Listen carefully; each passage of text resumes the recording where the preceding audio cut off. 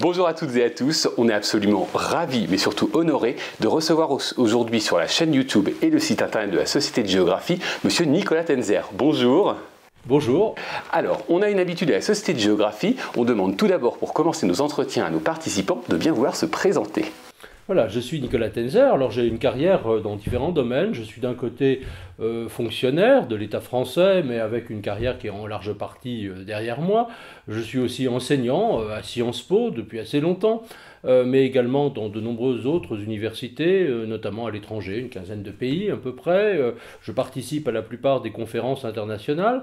J'ai écrit aussi un certain nombre d'ouvrages, d'abord de philosophie politique, qui a été mon entrée en quelque sorte en la matière, philosophie politique, les valeurs des modernes, le tombeau de Machiavel, etc.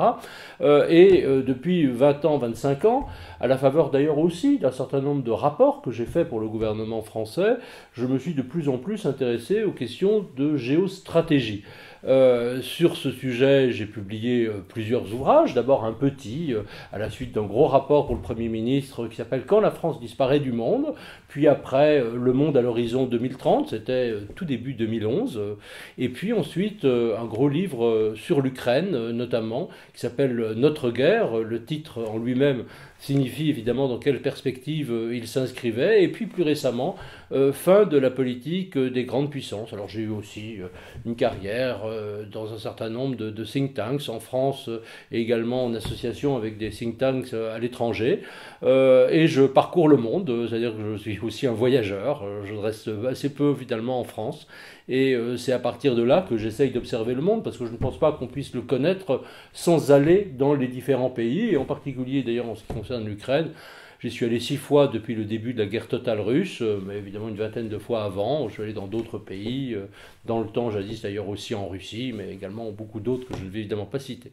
Alors si nous vous recevons aujourd'hui, c'est aussi en raison de la publication en 2025 aux éditions de l'Observatoire de votre dernier ouvrage, Fin de la politique des grandes puissances. Alors Monsieur Tenzer, moi le titre déjà, il m'a quand même un petit peu surpris. Alors est-ce que vous pourriez nous dire quelle est la genèse de cet ouvrage? Alors la genèse est une genèse en fait assez ancienne, puisque c'était une thématique que j'ai déjà commencé à aborder dans des ouvrages précédents, notamment Le monde à l'horizon 2030, La règle et le désordre, où je voyais un certain nombre de puissances, soi-disant grandes, soi-disant supposées régenter le monde, que ce soit la Russie, la Chine et les États-Unis, en fait se retirer progressivement du monde ou être condamnées à la disparition pure et simple. Alors les 3 grandes puissances que l'on cite habituellement, celle-là, donc la Russie pour commencer, pour moi, sa disparition de la scène mondiale est annoncée, indépendamment même de la guerre qu'elle livre contre l'Ukraine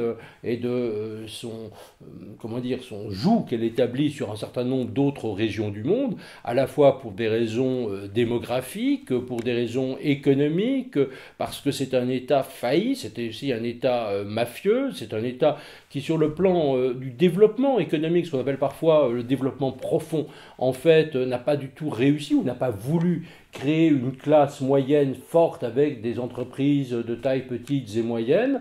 Alors c'est un État qui consacre quasiment 50% de son budget à l'effort de guerre ou aux actions de propagande. Ça représente plus de 8% du PIB, sans doute plutôt 10 ou 12, mais derrière avec évidemment des problèmes extraordinairement sérieux qui ne lui permettent pas d'envisager d'être cette grande puissance. C'est d'ailleurs paradoxal pour la Russie, c'est que si Poutine avait vraiment voulu make Russia great again, si j'ose dire, il aurait agi très différemment, il aurait saisi la main tendue que lui avait lancée aussi bien d'ailleurs l'Union européenne que l'OTAN et d'autres puissances, il aurait eu une attitude coopérative avec ses voisins, et je pense que la Russie aurait pu connaître un développement économique, social, intellectuel extrêmement profond. Et moi c'est quelque chose que j'ai vu parce que j'ai enseigné pendant 2 ans en Russie, j'y allais une semaine tous les 3 mois, entre 2006 et 2008, et j'ai vu déjà à ce moment-là les élites quitter le pays, les capitaux également le fuir, et évidemment cette puissance mourante connaît des soubresauts si vous voulez, qui sont absolument terrible, je dirais, pour ses voisins. La Russie de Poutine, ce sont des centaines de milliers de victimes civiles en Tchétchénie, en Géorgie, en Syrie, en Ukraine, dans certains pays d'Afrique. Enfin, c'est quelque chose d'absolument terrible. Donc voilà pour la Russie. Pour les États-Unis, j'ai observé aussi déjà, j'ai beaucoup de relations personnelles avec les États-Unis. Je suis même parfois considéré comme une sorte de transatlantique ou d'atlantiste forcené. Moi, en revanche, j'ai une position critique envers les États-Unis depuis 20 ans. D'abord, bien sûr, sur la guerre de George W. Bush en Irak, qui me paraissait absolument non fondée à partir du moment où c'était un mensonge qui en était à l'origine, et puis que surtout les États-Unis n'ont pas du tout vu venir en quelque sorte ce qui allait se passer. Elles n'ont pas préparé le coup d'après, mais indépendamment de cet épisode-là, rappelez-vous la Géorgie, c'était George W. Bush toujours, 2008, aucune intervention alors que la Russie accaparait 20% du territoire géorgien, l'Abkhazie et l'Ossétie du Sud. Ça a été en 2013 Obama qui refuse d'appliquer les lignes rouges après les attaques chimiques de la Ghouta par le régime Assad contre son propre peuple, alors qu'il les avait lui-même définies. Ça a été 2014, absence là aussi d'intervention des États-Unis après l'attaque contre le Donbass et l'occupation inégale de la Crimée. Ça a été 2015, Syrie toujours, où malgré plusieurs appels, y compris d'Américains à établir une zone de non-survol lors du siège et de la chute d'Alep, aucune intervention américaine. 2021, Joe Biden, retrait des troupes d'Afghanistan sans consultation des alliés, et pendant toute la période 2022-2025, jusqu'à la fin du mandat de Joe Biden, en fait toujours une position de soutien à l'Ukraine extraordinairement mesurée. Et derrière, une abstention aussi sur le Moyen-Orient, une politique erratique. Soi-disant, vous aviez Obama qui avait défini ce fameux pivot, vous savez, vers l'Asie, mais en fait, il n'a strictement rien donné. Et évidemment, avec Trump, on entre dans une autre dimension. D'abord parce que je crois qu'il y a une forme de collusion idéologique entre les États-Unis de Trump et la Russie de Poutine, le même mépris du droit international, l'absence de considération pour les crimes de guerre contre l'humanité, de génocide, une vision purement fondée sur la force des rapports dans le monde, et on le voit évidemment avec Trump, une fuite des cerveaux qui commence, une politique désastreuse en matière d'aide au développement supprimée dans de nombreux pays, d'aide également à la recherche, là aussi, qui va faire que des États-Unis, peut-être que aujourd'hui la première puissance en termes de recherche, par la force de ses universités, une puissance faillie, et des États-Unis qui vont continuer à intervenir de manière erratique dans le monde, mais sans rien régenter. Là aussi, c'est une tendance de long terme, accentuée avec Trump, mais qui trouve sa source, en fait, dans la politique de ses prédécesseurs. La Chine est probablement le cas le plus compliqué, parce que je le décris d'ailleurs assez clairement dans un des chapitres de mon ouvrage qui est consacré à la Chine. La Chine est évidemment une puissance montante.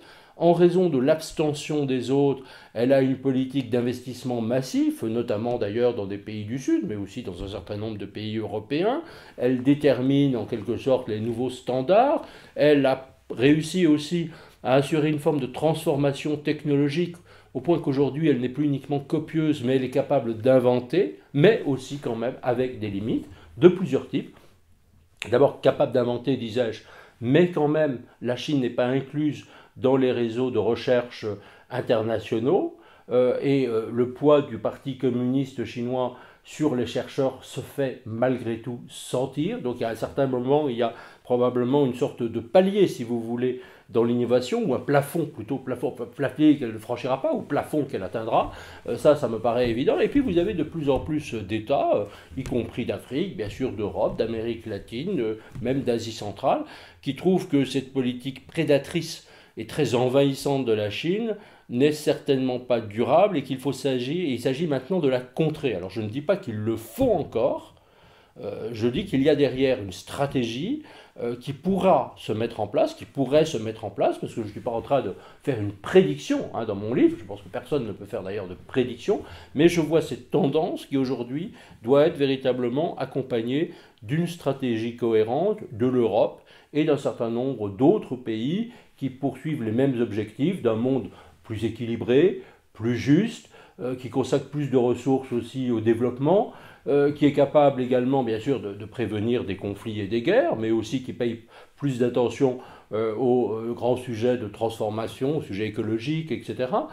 Et je crois que derrière, on a vraiment la possibilité de constituer ce que j'ai appelé une forme d'alliance de containment, qui me paraît une voie d'avenir qu'il faut vraiment pousser, notamment évidemment en Europe. Et vous montrez justement que cette voie d'avenir, elle peut passer par ce que vous appelez des puissances moyennes, des puissances intermédiaires. Alors, qu'est-ce que vous entendez par ces termes ? Alors, les puissances intermédiaires, ce sont des puissances qui, d'abord, ont une vision stratégique. Et ce ne sont pas nécessairement d'ailleurs uniquement des puissances moyennes ou intermédiaires. Dans un certain nombre de cas, ça peut être vraiment des petits États par rapport évidemment aux plus grands, en termes de taille, en termes de nombre d'habitants. Je veux prendre plusieurs exemples. L'Estonie, par exemple, qui est un pays que je connais assez bien, et qui depuis très longtemps avait vu juste, notamment sur la Russie. C'est le cas aussi de la Lituanie, de Lettonie, de la Suède, d'un certain nombre d'autres États. Je pourrais parler, alors c'est déjà un État plus grand, mais de Taïwan, qui aujourd'hui, et quand même aujourd'hui, il ne faut pas l'oublier, est quand même l'une des rares, sinon la seule, puissance vraiment démocratique d'Asie. Quand vous voyez dans les classements internationaux de la liberté de la presse, du respect des droits humains, de la liberté des médias, vraiment, vous voyez en Taïwan une vraie démocratie. C'est le seul pays d'Asie que je sache, par exemple, qui a libéralisé le mariage pour tous. Donc vous avez vraiment des signes de progressisme à Taïwan qui en fait contredit, vous savez, une vision très naturaliste que certains avaient des États en disant il y a des peuples qui ne seront jamais mûrs pour la démocratie. Hein, c'était une vision d'ailleurs que quelqu'un comme Alain Peyrefitte, il y a maintenant longtemps, partageait. Il disait les Chinois sont les Chinois, il y a le confucianisme fait, c'est complètement opposé à la démocratie. Certains disaient exactement la même chose du monde arabe, ou plus exactement du monde musulman. Voilà, et comme si, voilà, et tout ceci a été démenti, bien sûr, par le printemps arabe, par la force démocratique de Taïwan, par la révolution des parapluies à Hong Kong, qui a été très peu soutenue, il faut le dire, et c'est un euphémisme, par les pays occidentaux après la violation de l'accord de rétrocession de Hong Kong de 1997, notamment avec la nouvelle loi sur la sécurité intérieure. Bon, c'est absolument dramatique, mais vous avez aussi une partie de la population en Birmanie, notamment avec les gens et notamment les étudiants qui se rebellent contre l'emprise de la junte militaire. Dans l'ensemble des pays du monde, vous avez ces mouvements. Et donc je pense que, en fait, pour répondre à votre question, vous avez d'abord l'élément, je crois, effectivement, de vision, de doctrine, d'intention, de courage, mais aussi l'alliance entre, si j'ose dire, un pays et son peuple. La manière dont un pays et un peuple agissent ensemble, on y reviendra, le cas bien sûr aussi de l'Ukraine, mais c'est tout à fait important. Et derrière, bien sûr, il faut qu'il y ait des réseaux suffisamment forts d'innovation, c'est-à-dire de centres de recherche, d'universités, qui après diffusent aussi leurs idées vers l'économie pour en faire de ces pays des puissances qui sont aussi des puissances qui, technologiquement, économiquement, peuvent peser sur la scène mondiale, alors sûrement pas seuls, mais en réseau et en alliance avec d'autres. Et je pense que c'est ça, c'est-à-dire une grande puissance, c'est pas quelqu'un qui se déclare grande puissance, même si elle est moyenne, parce qu'elle a une ambition de conquérir son voisin. Mais c'est une puissance qui se dit comment je vais trouver, sur le plan diplomatique, les accords, ou forger les accords nécessaires pour me renforcer moi-même et agir avec d'autres. Et je crois que c'est ça, finalement, les puissances moyennes. Les puissances moyennes ne vaut rien toutes seules, mais elles vaut par cette vision qu'elle a, des accords futurs qu'elle sera capable de nouer. Mais ces accords, ces alliances dont vous parlez, concrètement, quelle forme ils peuvent prendre ? Alors, regardez par exemple quelque chose évidemment qui pour moi est peut-être évidemment l'élément le plus douloureux qui soit, qui est la guerre russe contre l'Ukraine. Si vous avez, alors les États-Unis vont probablement à un certain moment laisser tomber d'une manière ou d'une autre. Je dis que même sous Biden, ils étaient qu'à moitié engagés. Mais aujourd'hui, si vous prenez l'ensemble ou une grande partie des pays européens, au-delà d'ailleurs de l'Union européenne, puisque je mets dedans le Royaume-Uni et la Norvège, plus le Japon, plus la Corée du Sud, plus Taïwan, plus peut-être d'ailleurs un jour Singapour, ce n'est pas encore le cas aujourd'hui, plus également Australie, Nouvelle-Zélande, plus un certain nombre de pays africains qui comprennent effectivement aussi pour leur propre sécurité et leur avenir l'importance de contrer les puissances révisionnistes, plus quelques pays d'Amérique latine. Je pense au Chili aujourd'hui, dont le président s'oppose complètement à la vision d'un Lula, qui est socialiste, ce président chilien, mais qui est justement dans une vision progressiste et qui ne supporte pas qu'au nom de la seule dénonciation de l'impérialisme américain, on s'allie avec des puissances destructrices et meurtrières. Donc vous avez des pays qui justement cherchent à à s'engager dans des causes de ce type-là. Deuxièmement, ce sont aussi des États qui peuvent s'allier sur les grands sujets internationaux de réforme des organisations internationales. Réforme de l'ONU, alors vous allez me dire c'est un serpent de mer, on est loin d'aboutir, mais aujourd'hui parce que vous avez justement des blocages des grandes puissances, la Russie et la Chine, mais aussi d'une certaine manière les États-Unis, donc là qui vont pouvoir avancer sur également un meilleur respect du droit international, droit humanitaire et droit des frontières, qui vont pouvoir innover pour mettre en place des mécanismes de développement, qui soient des mécanismes de développement à la fois durables, fondés sur ce qu'on appelle le bon gouvernement, c'est-à-dire la lutte contre la corruption, contre les ingérences étrangères. Donc vous avez, je pense, finalement une sorte de nœud de tous ces petits pays qui peuvent peser finalement sur la scène internationale sans se laisser dicter la loi par les puissances révisionnistes d'une manière ou d'une autre. Parce que ensemble, en fait, ils pèsent plus. Alors je ne suis pas du tout en train de dire que c'est le cas de toutes, évidemment, ces petites ou moyennes puissances.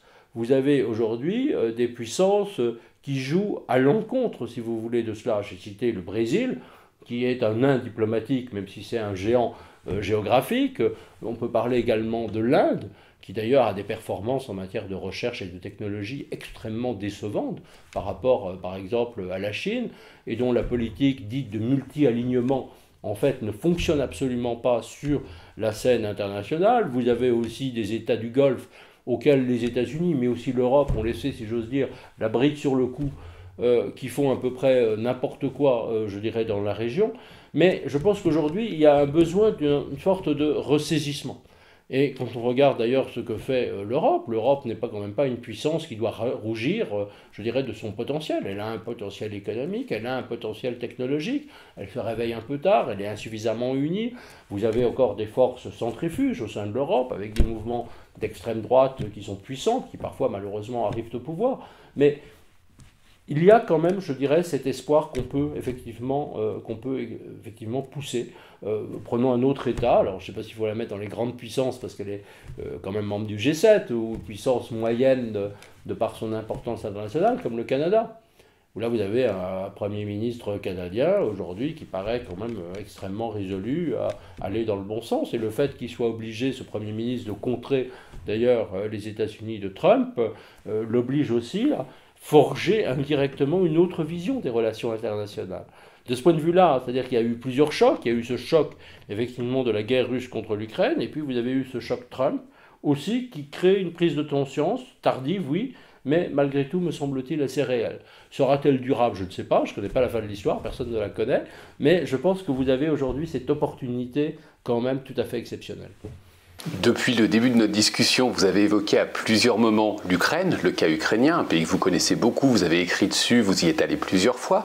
Et dans votre récent ouvrage, donc Fin de la politique des grandes puissances, l'un des derniers chapitres, alors je ne vais pas le déflorer pour ne pas tout dire à nos téléspectateurs, mais le dernier chapitre est justement à propos de l'Ukraine. Et alors, vous montrez que l'Ukraine peut être considérée comme un modèle national à suivre. Alors, je dois dire que ça m'a surpris. Est-ce que vous pourriez nous en dire un petit peu plus? Effectivement, j'ai écrit ce chapitre qui est un peu la suite, si j'ose dire, de notre guerre, qui était beaucoup plus détaillée sur les conditions de la guerre russe contre l'Ukraine, sur aussi toutes les œillères des gouvernements qui n'ont pas compris la réalité de la Russie et qui montrait aussi la force du peuple ukrainien dans le combat. Alors moi je pense qu'il y a plusieurs éléments dans cette nation exemplaire qu'est l'Ukraine aujourd'hui. Tout d'abord, c'est une nation diverse qui se construit non pas ethniquement, ce que voudrait faire Poutine à propos de la Russie, mais au contraire politiquement, qui se définit d'abord par un projet politique, qui a commencé à le faire avec la révolution orange, qu'il a continué avec la révolution dite de la dignité à Maïdan en 2014, au nom des valeurs européennes, et qu'il a poursuivi en payant évidemment au prix fort, par le sang, la défense de sa liberté. C'est une nation multiple, c'est une nation dans laquelle coexistent des musulmans, notamment les Tatars de Crimée qui sont musulmans, le ministre actuel de la Défense ukrainien est musulman, il y a une communauté juive qui a été anéanti de manière terrible à l'époque nazie, puisque vous avez eu 1,5 million de juifs ukrainiens sur les 6 millions assassinés par les nazis et leurs supplétifs qui a disparu à ce moment-là, mais vous avez, même si elle est évidemment plus limitée qu'avant, cette communauté juive qui est quand même très forte, très importante, qu'on voyait le rôle aussi dans la mobilisation du grand rabbin d'Ukraine, qui a d'ailleurs perdu un de ses fils au combat. Vous voyez l'importance de cette communauté-là, le président Zelensky lui-même est juif. Vous avez également des catholiques, vous avez évidemment des orthodoxes ukrainiens, vous avez bien sûr des athées, comme partout, mais peu importe justement ces différences. Derrière, vous avez des origines géographiques qui sont très différentes. Vous avez des Ukrainiens qui peuvent se rattacher à ce qui était avant plutôt la Lituanie ou la Pologne ou plutôt la zone russe. Vous avez d'ailleurs une mixité de langage. Vous avez des Ukrainiens qui parlent russe d'abord. D'ailleurs, le président Zelensky lui-même, à l'origine, parlait russe, beaucoup d'autres parlaient russe. Quand vous allez à Kiev, vous entendez très souvent parler le russe, mais ce sont des gens qui parlent russe, mais qui se définissent comme ukrainiens. Il n'est pas question de les prendre avec des Russes, même si aujourd'hui, beaucoup essayent de reconstituer la langue ukrainienne et de parler ukrainien, parce que parler russe aujourd'hui, avec l'immensité des crimes commis, c'est à peu près impensable. Mais vous avez aussi une nation qui est aussi une start-up nation, si j'ose dire. C'est une nation qui se construit par l'innovation et l'intelligence. Regardez l'opération qui a eu lieu le dimanche 1er juin, où quand même les Ukrainiens, tout seuls, sans le secours occidental, aucune aide occidentale, a lancé une des opérations dans le domaine du renseignement absolument incroyable, qu'aucun autre service de renseignement occidental, même sans doute le Mossad, qui est probablement l'un des plus agiles, n'aurait pu entreprendre, c'est-à-dire clouer au sol 41 bombardiers russes dans des zones situées jusqu'à 6000 km des frontières ukrainiennes. Une opération d'une audace. Bon, moi, c'est quelque chose que je disais déjà depuis 2 ans, c'est que je voyais les Ukrainiens monter en puissance, en intelligence, dans toutes les discussions que j'avais, chaque fois que je suis retourné en Ukraine, avec les gens du ministère de la Défense, des ministères, des gens de la société civile aussi, tout simplement. Voilà, c'est une nation qui a la capacité de produire une innovation absolument extraordinaire. Regardez aussi la position d'un certain nombre d'autorités ukrainiennes, que ce soit le président Zelensky lui-même, de ministres, mais aussi d'intellectuels, d'activistes, qui ont une vision stratégique à moyen terme et qui regardent vers le futur. Je vais juste vous citer une anecdote. Moi, m'avait vraiment bouleversé. La première fois que je suis retourné en Ukraine depuis le début de la guerre totale, c'était en avril 2022. Donc c'était moins de 2 mois avant le début. Et c'était 3 semaines après Boutcha. Et je me suis d'ailleurs notamment rendu à Boutcha, discuter avec le maire de Boutcha, et d'autres personnes ici qui étaient là. Et le maire de Boutcha, bien sûr, il disait donnez-nous plus d'armes, aidez-nous plus. Mais l'essentiel de son propos, c'était pas celui-là. C'était pas uniquement de décrire les horreurs que lui-même avait vécues. Il a failli mourir d'ailleurs lui-même. Il a survécu miraculeusement. Mais il a parlé du futur de l'Ukraine. C'est-à-dire que dans les 3/4 d'une conversation, il parlait du futur. Il parlait de comment reconstruire les villes, quel type de ville, quel type d'urbanisme, quel type également quelle dimension écologique apporter à la reconstruction de l'Ukraine. Il parlait du futur, il parlait des enfants, il parlait de l'éducation. Je pense qu'aujourd'hui, l'Ukraine donnera aux autres peuples de l'Union européenne en particulier la conscience historique qui leur manquait. Alors je ne suis pas en train de dire que l'Ukraine est parfaite, qu'il n'y a pas d'état de problème à régler. Je vois aussi, chaque fois que j'y vais, les traumatismes terribles qu'il faudra guérir autant que possible dans les 10-15 ans à venir. Je vois les conflits politiques. Bien sûr, il y a toujours, même si elle a diminué considérablement, il y a toujours un problème de corruption, bien sûr. Pas faire une nation idéale. Mais vous avez cette dimension-là. Je suis allé l'année dernière, notamment, parce qu'on a eu un débat, à la foire du livre de Kiev. Il y en a une qui s'est tenue d'ailleurs cette année. Cette année, j'ai pas pu, je suis retourné il y a 3 semaines à Kiev, mais je n'ai pas pu y retourner une nouvelle fois pour la foire du livre. Bon, mais j'y étais l'année dernière. Jamais, depuis le début de la guerre, vous avez eu autant de personnes allant à la foire du livre et achetant autant de livres. C'est ça aussi l'Ukraine. C'est qu'il y a des gens qui découvrent quelque chose d'absolument unique et qui est capable de faire aussi la lumière sur son passé, qui devra le faire encore plus, parce qu'il y a des pages noires de l'histoire de l'Ukraine, oui, bien sûr, alors qu'ils sont grossis, amplifiés, détournés par toute la propagande russe, comme on le sait, mais elles existent, comme elles existent en France, en Belgique, dans l'ensemble des pays européens. D'ailleurs, je trouve que nous n'avons pas à donner d'exemple ou à nous ériger en exemple sur ce plan-là. Mais l'Ukraine est capable de faire cela. Et en plus, j'allais dire sur le plan militaire, au-delà de l'opération dont je viens de parler, c'est aujourd'hui la première armée d'Europe. C'est-à-dire que l'apport, lorsque l'Ukraine rejoindra l'OTAN, l'apport à la défense collective de l'Union européenne et des pays de l'OTAN que représentera l'Ukraine sera absolument déterminant. Alors pour finir, ma dernière question, elle concerne la France. Quelle est la place et quelle peut être la place dans la reconfiguration des relations internationales et de la géopolitique mondiale à votre avis ?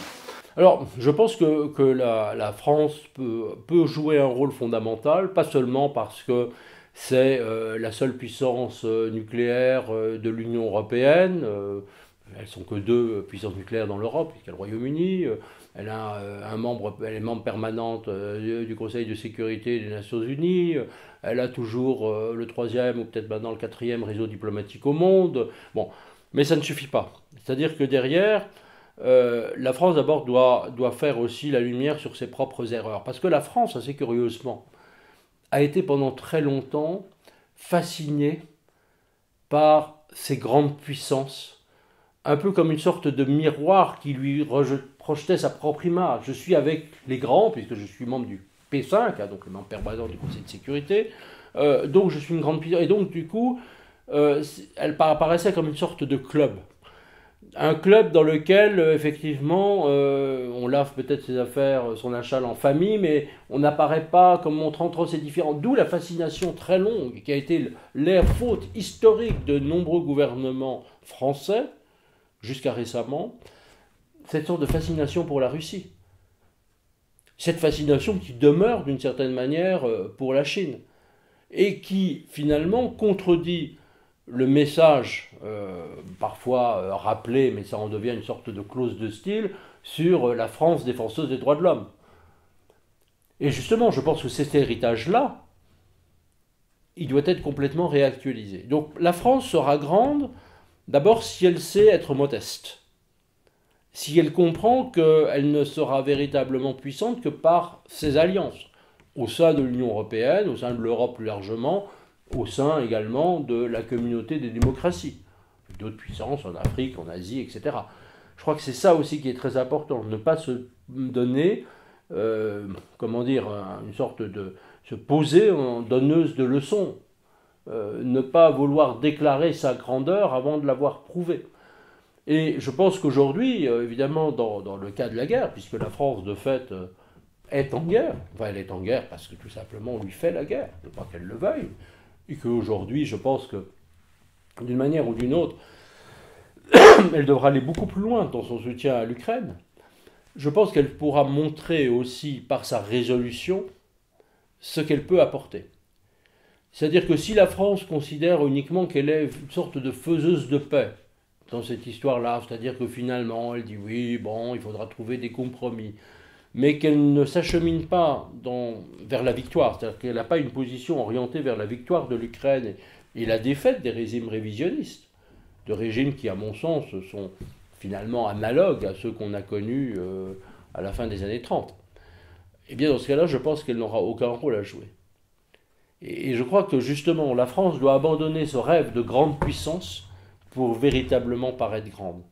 Et ça suppose, effectivement, je pense, ces alliances, cette modestie, le rappel de ses principes, le refus d'une sorte de soi-disant réel politique qui n'était pas du tout réaliste, mais qui, je crois, lui a coûté quand même énormément de respect sur la scène internationale. Ses hésitations, ses allers-retours, ses incohérences parfois dans un certain nombre de choix politiques. Je pourrais évidemment les détailler à l'envi, mais je pense que ça c'est très important. Et puis évidemment, ça suppose aussi, mais ça je ne peux pas prévoir d'une certaine manière le futur, ça suppose aussi que la France reste fidèle justement à ces engagements-là. Moi je ne sais pas quel sera le prochain gouvernement en France, quel sera le prochain président, qui seront les futurs dirigeants politiques de la France dans les 10, 15 ou 20 années à venir. Mais je pense que la France est aussi extrêmement fragile. Elle risque de se regarder d'abord le nombril, de se claquemurer sur elle-même, de regarder finalement plus ses petites histoires et ses petits problèmes plutôt que les grands dangers du monde. Elle peut perdre aussi en compétences, en savoir, sur le plan littéraire, historique, scientifique. Et je crois qu'il y a vraiment, moi je crains beaucoup ce racornissement de la France, mais je crois que c'est aussi mon devoir de dire que ce n'est pas du tout une sorte de destinée, que la France peut se relever, qu'elle peut parvenir de nouveau à aspirer voilà, non pas à illuminer le monde, ça c'est un peu la propagande qu'on entend parfois, vous savez, avec ce fameux rôle de soi-disant, vous savez, du rayonnement, enfin, qui pour moi est une idiotie complète. Non, c'est pas comme cela, mais c'est d'abord en agissant et en se montrant exemplaire. Ce que je crains parfois, malgré tout, c'est justement que la France soit un peu fatiguée et qu'il y ait une discordance entre ses gouvernements aussi fatigués, son peuple, qu'il n'y ait plus de direction, que la France ne parvienne pas non plus à assumer parfaitement aussi sa diversité, sa richesse. Voilà, donc j'ai à la fois, si vous voulez, beaucoup d'espoir. Je pense que la France est bien placée pour jouer ce rôle